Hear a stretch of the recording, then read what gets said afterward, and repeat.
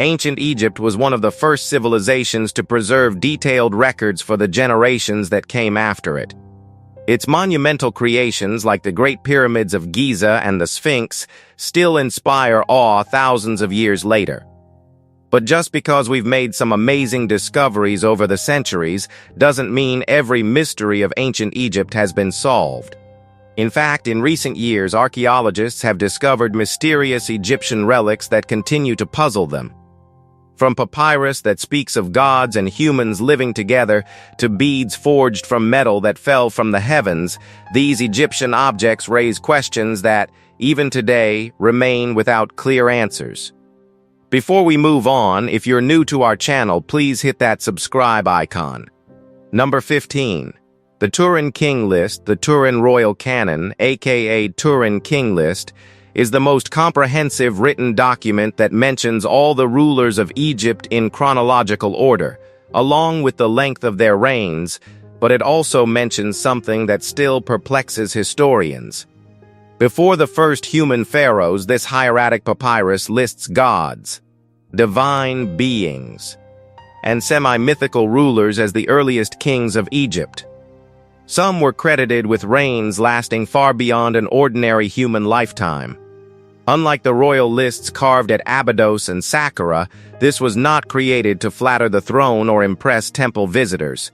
It was an administrative record, written during the reign of Ramesses II on the back of a reused tax document, which may explain why it included forgotten, short-lived, and inconvenient rulers erased from official monuments. Sadly, the papyrus was torn into more than 300 fragments before scholars could properly examine it. So, were the divine kings simply part of Egyptian religious tradition? Or was the scribe copying records from a much older source? And how much of Egypt's earliest history disappeared with these missing pieces? Number 14. The Jebelian meteoric iron beads over 5,000 years ago, long before the Iron Age, ancient Egyptians wore jewelry forged from the sky metal. The iron beads discovered from the cemetery of Gerzeh, south of Cairo, are only a few centimeters long, but they have raised questions far bigger than their size. Around 3300 BC, iron was almost unknown in Egypt. Copper and gold filled workshops, while iron would not become common for another 2,000 years. So where did these beads come from? Well, scientists say the answer is hidden inside the metal itself. Its unusually high nickel content and the unmistakable Widman-Stitten pattern exist only in meteorites, proving the beads were shaped from iron that had fallen from the sky.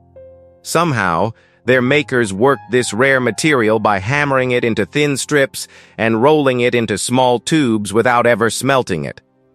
Centuries later, Egyptian texts referred to this metal as iron from the sky. Was that name simply inspired by belief? Or had the Egyptians already realized these objects had come from beyond the earth? Number 13. The love spells of ancient Egypt. Ancient Egypt was a land steeped in myth, mysteries, and mind-bogglingly weird beliefs. And one of the weirdest relics ever found from its past isn't a golden mask or a royal tomb, but a pair of ancient love spells.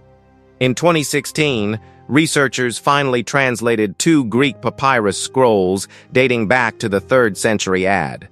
Although they were over 1,700 years old, the scrolls had actually been discovered more than a century earlier and remained in the collections of the University of Oxford until their secrets were finally revealed.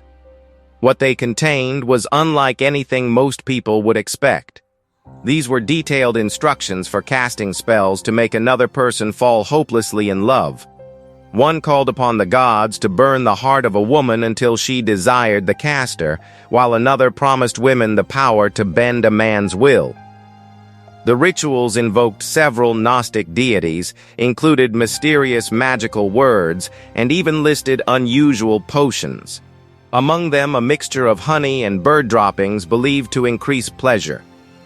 The author of these so-called love spells is unknown, but their true purpose remains open to debate. Number 12. The millions of ibis mummies from sacrifices offered to please the gods to pets buried beside their owners. The ancient Egyptians believed that death did not end a creature's purpose. Few discoveries reveal that belief more terrifyingly than the millions of mummified ibises discovered across Egypt. These birds weren't mummified for decoration or curiosity. They were prepared as sacred gifts for Thoth, the god of wisdom, in the hope that each offering would carry a prayer into the divine world. Between about 450 and 250 BC, millions upon millions of ibises met that fate. Saqqara alone has yielded nearly 500,000 mummified birds, while the underground galleries of Tuna el Gabel held several million more. The scale is impossible to picture. Archaeologists also found that many were made so quickly that some bundles contained only parts of birds, while others held bones mixed from different individuals. Even so, each was wrapped, treated with resin, and placed inside pottery jars, wooden coffins, or stone containers before being offered in sacred rituals. But one question still lingers. Where did ancient Egypt find enough ibises to sustain such an enormous practice for centuries? And why did they choose only ibis, but not other species? Number 11. The prosthetic toe of Tabaqet and Mut. The ancient Egyptian world might not be the first place that comes to mind when we think about prosthetic limbs, but one woman walked with an artificial toe almost 3,000 years ago. Her name was Tabaqet and Mut, believed to have been the daughter of a priest, and the wooden replacement found on her mummy was far more than a burial decoration. It was shaped to fit her foot, joined with leather straps and adjusted several times during her lifetime. Modern tests have shown that it could restore balance and help with the forward push needed while walking, something the big toe plays a major role in. Whoever made it understood the body with a level of care that feels unexpectedly advanced for the period. Even the worn surfaces suggest years of real use. What remains uncertain is how Egyptian craftsmen developed such practical knowledge, or how many similar devices disappeared before archaeologists ever found them. Was Tabaqet and Mut treated by a gifted specialist whose work stood far ahead of its time, or was this kind of medical skill more common in ancient Egypt than surviving evidence allows us to see? Number 10. The Palermo Stone. If the Turin King List speaks of gods and demigods, then the Palermo Stone quietly picks up the story where legend begins to blur into history. Long before pyramids dominated the horizon or royal names covered temple walls, someone was already recording Egypt's past year by year. Today, only scattered fragments of that black basalt monument survive, yet they preserve one of the oldest royal chronicles ever discovered. Rather than simply naming kings, the stone notes religious festivals, temple foundations, taxation, important ceremonies, and even the height of the Nile's annual floods. More intriguingly, it also records rulers who lived before Egypt's earliest confirmed dynasties. Some of those names appear nowhere else. No tombs have been linked to them, no monuments bear their inscriptions, and no other surviving document confirms they ever existed. Were they forgotten rulers whose memory vanished with time? Or figures preserved from traditions that reached far beyond recorded history? With so much of the original monument broken and missing, archaeologists are still left wondering how many chapters of Egypt's earliest story disappeared with the fragments that have never been found. Number 9. Apotropaic wands. A rod or magic wand. According to ancient Egyptians, these apotropaic wands were used to ward off evil spirits. But the question is, were they really magical objects or symbols of a belief we still don't understand? Carved from the ivory of a hippopotamus, one of the Nile's most dangerous animals, they were covered with protective figures including toweret, bez, lions, serpents, and other strange beings believed to stand between vulnerable families and unseen forces. Childbirth was considered one of the most dangerous moments in life, and these wands were thought to shield both mother and child from whatever might be lurking beyond the visible world. Curiously, they were never designed as ordinary knives despite often being called that. Their curved shape is much closer to a hunting throw stick, a weapon associated with driving away birds, creatures the Egyptians linked with chaos. Stranger still, archaeologists have found many of these wands deliberately broken before burial. Was their power believed to end with the living, or did breaking them prevent something from following their owner into the next world? Well, it's still a mystery. Number 8. Shabaka Stone. The Egyptian relic of creation science says the universe was born 13.8 billion years ago through the Big Bang. Ancient Egypt told a very different story, and one of its oldest surviving versions is preserved on the Shabaka Stone. This black basalt slab, created during the reign of the Kushite pharaoh Shabaka, claims to be not the original work at all, but a faithful copy of an even older manuscript that had become so badly damaged it could no longer be read. According to the inscription, Shabaka ordered the fading text to be carved into stone before it disappeared forever. What survived is one of Egypt's most fascinating creation accounts, where the god Ptah brings the world into existence through thought and speech alone. The same inscription also reshapes familiar traditions, placing the burial of Osiris at Memphis and presenting Horus and Seth not as enemies locked in endless conflict, but as rivals brought to peace. Was this truly the voice of a forgotten age, or a crafted attempt to connect a foreign king with Egypt's oldest and most sacred traditions? Much of the center has since been worn away, taking part of its story with it forever. Number 7. The perplexing funerary cone. As we've mentioned earlier, death for ancient Egyptians was not the end of the story, but only the beginning of a new journey. Almost everything placed inside or around a tomb was believed to have a purpose, which makes this object especially difficult to explain. It's called a funerary cone and was usually fashioned from fired Nile mud and stamped with the owner's name and official titles before being fixed above the entrance to a tomb, particularly around the Theban necropolis. It may look like an ordinary clay marker, but its true purpose has never been agreed upon. Some Egyptologists think these cones acted as a kind of passport, helping the deceased find their place in the next world. Others think they represented offerings, symbols of the sun, or protective objects linked with burial rituals. Their owners included royal officials, priests, military commanders, and other prominent figures, leaving behind a silent record of people who have long since disappeared. If they were only labels, why were they treated with such great care? Number 6. Prince Thutmose grinding grain. So, what are you seeing? A man riding a motorbike?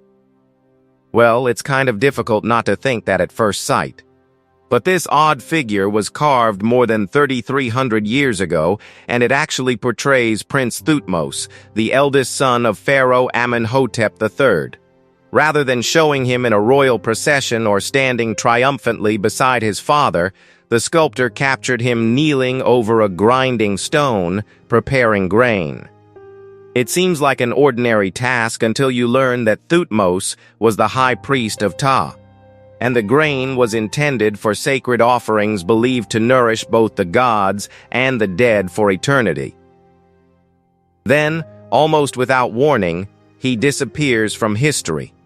Before he could inherit Egypt's throne, the crown prince died, leaving the succession to his younger brother Amenhotep IV, the future Akhenaten, whose religious revolution would forever change Egypt.